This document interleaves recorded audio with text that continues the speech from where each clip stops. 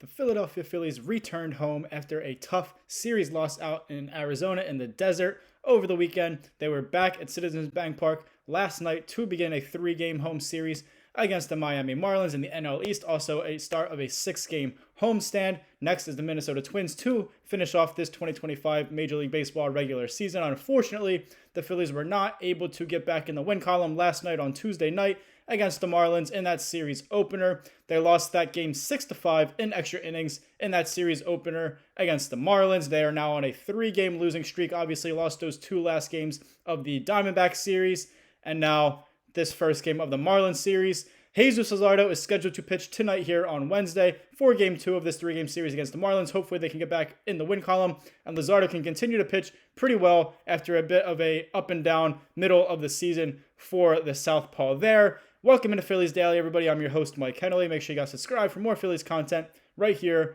on Phillies Daily. Just a tough game, tough ending, really, for the Phillies last night in that extra inning loss to the Marlins. They were up 3-0 early in the ballgame. The Marlins chipped away, ended up tying it 3-3 to get it into extra innings there in the 9th inning. There was a bit of a rain delay there as well, I believe in the 9th inning too, which is about an hour long. So just a bit of an odd game for the Phillies and the Marlins last night. Now, in the 10th inning, the Marlins did score 2 runs. I'll get to that in a little while, but they did score 2 runs in their top half of the 8th inning, or top 10th inning, not 8th inning, in extra innings. And then the Phillies, obviously down 2 runs, had a chance in the 10th inning. The ghost runner starts in second base with those newer rules in Major League Baseball where extra innings, there is a man placed on second base, the final out of the previous inning. That runner goes to second base to start that inning with no outs. So usually a lot of teams either try to bunt, get that guy over to third and make it a lot easier to score that 1 run. A lot of the times teams do score that 1 run. It's just about scoring that extra run, which the Marlins were able to do in the 10th inning. Again, I'll get to that in a little while. But the Phillies down 2 runs in the bottom of the 10th inning.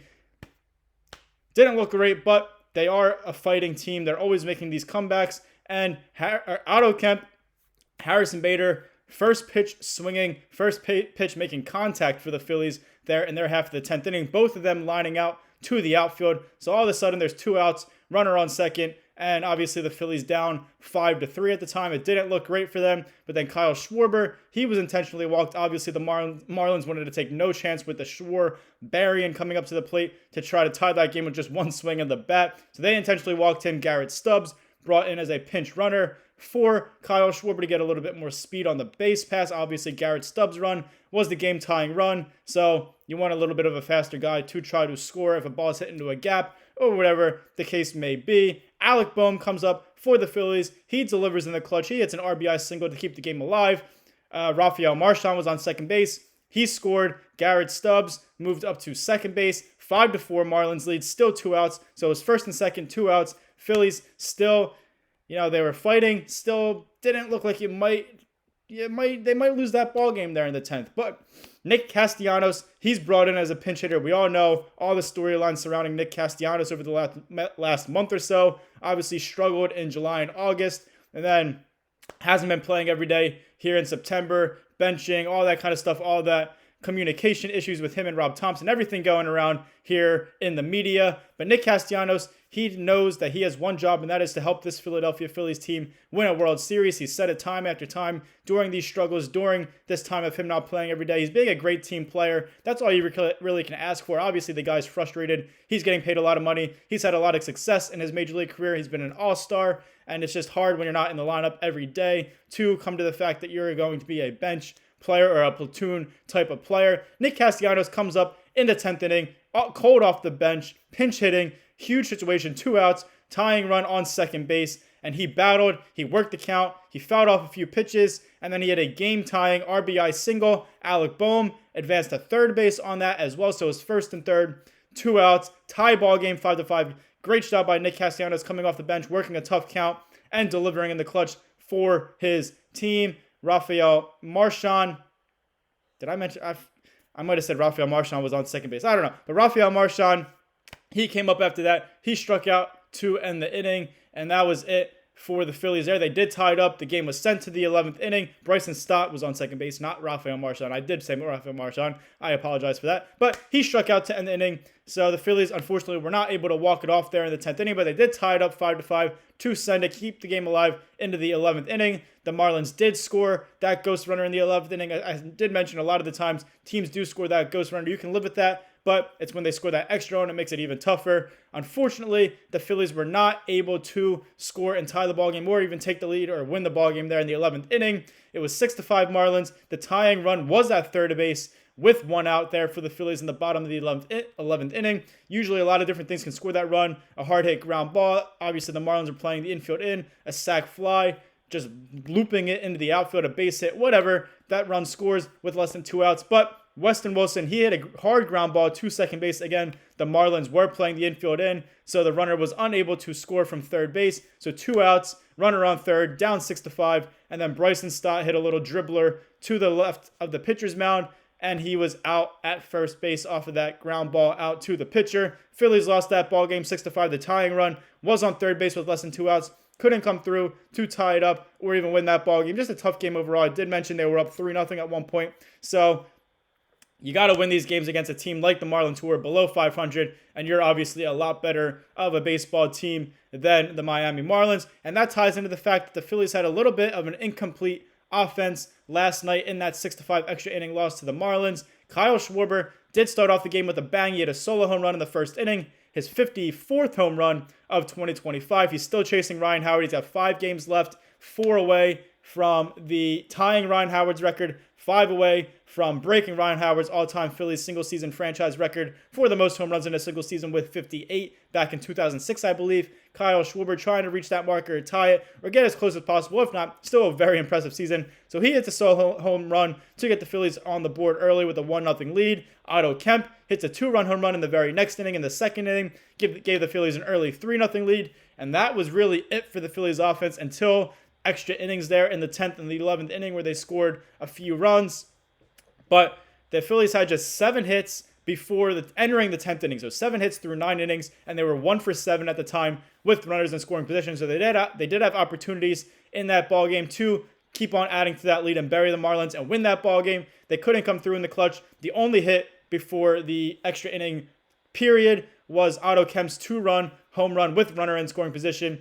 So that was their only runner in scoring position hit through the first 9 innings of that ball game. You're just not going to win ball games like that. You got to score. You got to come through in those clutch with those big hits. Phillies couldn't do it. They did end up scoring those 2 runs in the 10th inning to keep the game alive. Couldn't score and tie the game in the 11th inning, and that was it. The Phillies lost 6-5.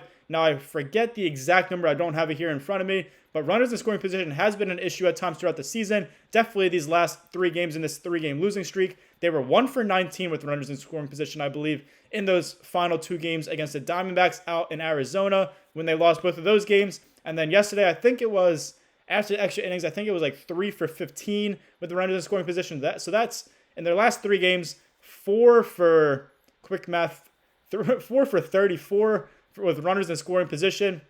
You are just not going to win ball games like that, especially in the playoffs when you're facing these good teams, these good offenses, these great starting pitchers. It's just simply pathetic.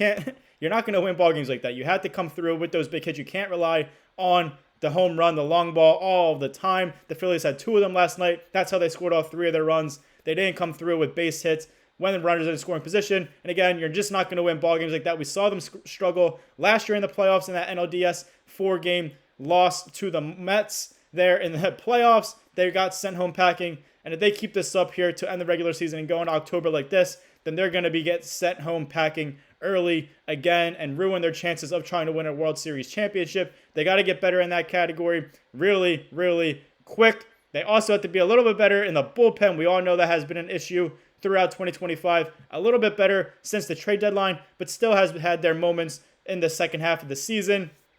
Definitely not a major strength of this team. We saw it last night, unfortunately, again. Christopher Sanchez threw a gem. I'll get to that in just a moment. But the bullpen ruined it. Also, the incomplete offense ruined it. Obviously, they had chances to score more runs and add on for Christopher Sanchez, give the Phillies more of a lead and win that ballgame. They did not, but the bullpen also had a chance to shut down the Marlins, who aren't a great offense, who aren't a great team, and win that ballgame regardless before going to extra innings. David Robertson came in relief of Christopher Sanchez. He went 7 innings. David Robertson comes in for the 8th inning. He allowed a solo home run. Phillies still had a 3-1 lead, so not horrible, not the end of the world. But then he allowed 2 straight singles. 1 run scored on one of those singles off of a throwing error. So not charged to David Robertson's line as an earned run, but still he allowed 2 runs.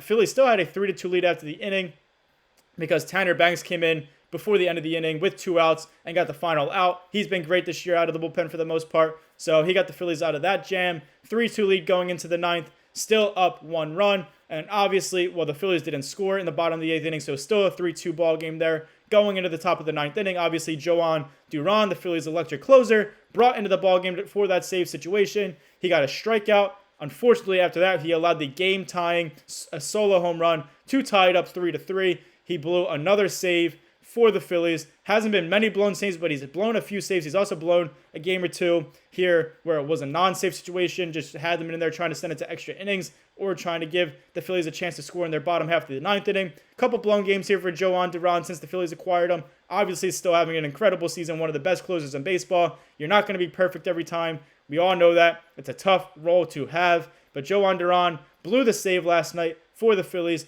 Marlins tied it up 3-3. Phillies couldn't score in the bottom of the 9th inning. And then we all know what happened next. They ended up losing that ball game in 11 innings, 6-5 to the Marlins in that series opener. Also worth mentioning, Ryan Kirkring. He was pitching in the 10th inning for the Phillies. He allowed not only the ghost runner to score, which I said a lot of times teams do that. It's just a tough situation for relievers to deal with that runner in scoring position already at second base with no outs and extra innings. So not the end of the world when pitchers allow that, not an earned run charge to them. But then he allowed that additional run to score in the 10th inning. So the Marlins had a 2-run lead there going into the bottom of the 10th inning. Tough task for asking the Phillies offense to try to score that. Although they did tie that ball game up 5-5 in the 10th inning, but still, Ryan Kirkring, you can't be allowing that extra run in that situation, especially for a guy that's supposed to be one of your better relievers. Hasn't had his best season here in 2025. He's got to pick it up as well. We can't be allowing stuff like this to happen in the playoffs in just a few days when that starts. Phillies have a lot of things to fix moving forward, but we'll end this on a high note. Christopher Sanchez, I mentioned, threw an absolute terrific ball game. He's been doing it all season long for the Phillies. They did it all year long. Last year as well in 2024, one of the best pitchers in Major League Baseball, definitely the ace of this Phillies staff, especially with Zach Wheeler out with this injury. So Christopher Sanchez on the mound in that series opener last night against the Marlins. 7 shutout innings for Christopher Sanchez, an absolute gem for the lefty. 7 innings, he allowed 3 hits, 1 walk, no earned runs, and 6 strikeouts. Unfortunately, the Phillies offense couldn't give him those additional runs, and the Phillies bullpen ended up blowing that ball game for him. So just another start where Christopher Sanchez was dominant and unfortunately unable to pick up a win for his team. He now has a 2.57 ERA here in 2025. I did mention, obviously, one of the best pitchers in baseball. He is awesome. Hopefully, he can keep that up heading into the playoffs. The Phillies are going to be relying on him among others in the playoffs. They need him to be at his best, especially with Zach Wheeler unable to pitch. Hope you guys enjoyed this episode of Phillies Daily. I'm your host, Mike Kennelly. Make sure you guys like, comment, share, and subscribe for more Phillies content right here on Phillies Daily. Game 2 tonight at Citizens Bank Park against the Miami Marlins. Jesus Luzardo scheduled to pitch. Phillies looking to try to snap this 3-game losing streak, get back in the win column, and go for the series win tomorrow on Thursday before starting that last series against the Minnesota Twins at home over the weekend to wrap up the regular season. Thank you guys for watching, and as always, go Phils.